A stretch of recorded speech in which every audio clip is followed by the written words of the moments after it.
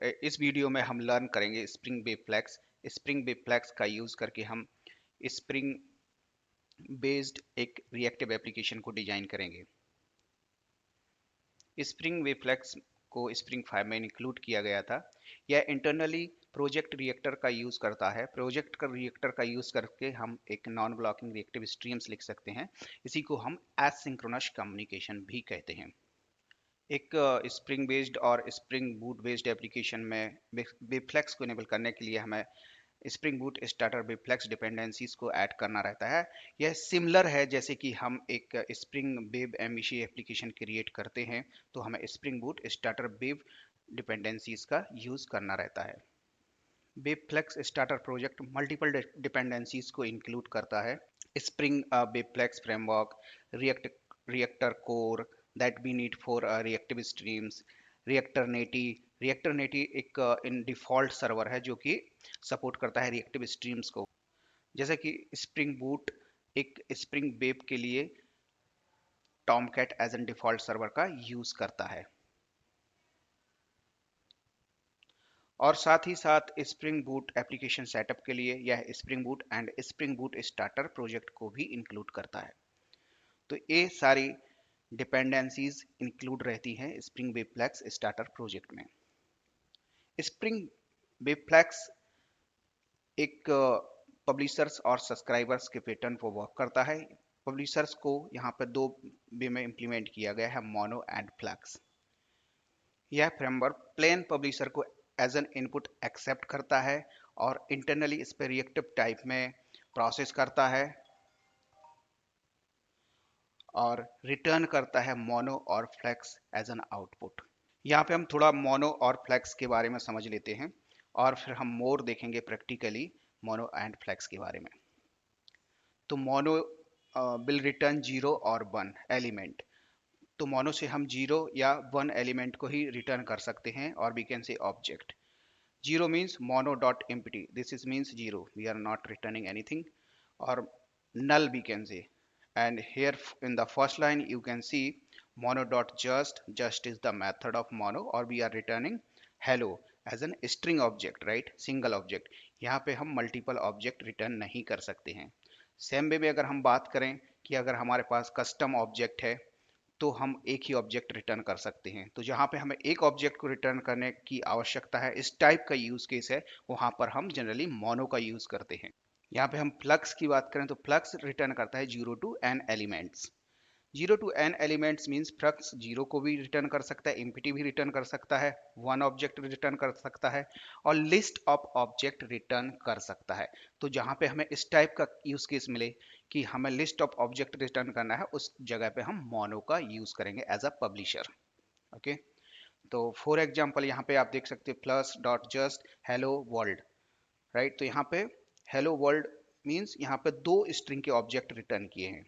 और यहाँ पे आप सेकंड लाइन में देख सकते हो अरे, एक अरे रिटर्न किया, अरे of course collection of element. और लिस्ट सेट अदर कलेक्शंस भी हम मोनो के सॉरी फ्लेक्स के थ्रू रिटर्न करा सकते हैं। तो इस टाइप के यूज केसेस में हम फ्लक्स का यूज करेंगे। सिंपल, जहाँ पे हमें गेट नेम की आवश्यकता होती है तो एक ही नेम रिटर्न होता है, तो हम as a return type string use करते हैं, राइट। तो वहाँ पे हम मोनो ऑफ स्ट्रिंग यूज करेंगे। जहाँ पे हमें लिस्ट ऑफ नेम्स की आवश्यकता होती है, मल्टीपल नेम्स आ रहा है एक कलेक्शन ऑफ लिस्ट में, वहाँ पे हम क्या करते हैं, लिस्ट ऑफ स्ट्रिंग्स। उस केस में हम फ्लक्स ऑफ स्ट्रिंग करेंगे। इसको हम मोर प्रैक्टिकल वे में देखें। एप्लीकेशन डिजाइन करने के लिए इतना थ्योरिकल पार्ट अभी इनफ है, और जैसे जैसे हम अपने कोर्स में आगे बढ़ते जाएंगे और लाइब्रेरीज, इंटरफेस एंड क्लासेस को हम अंडरस्टैंड करते जाएंगे प्रैक्टिकली वे में और थ्योरेटिकल वे में। चलिए अब हम एक स्प्रिंग बूट एप्लीकेशन क्रिएट करते हैं by using the spring web flag. यहाँ पे हम स्प्रिंग इनिशियलाइजर वेबसाइट का यूज़ करेंगे। एक स्प्रिंग बूट एप्लीकेशन क्रिएट करने के लिए हम यहाँ पे स्प्रिंग इनिशियलाइजर पर जाएंगे। यहाँ पे हम सिलेक्ट करेंगे मैबर्न, Java and latest version of spring boot 3.0.5।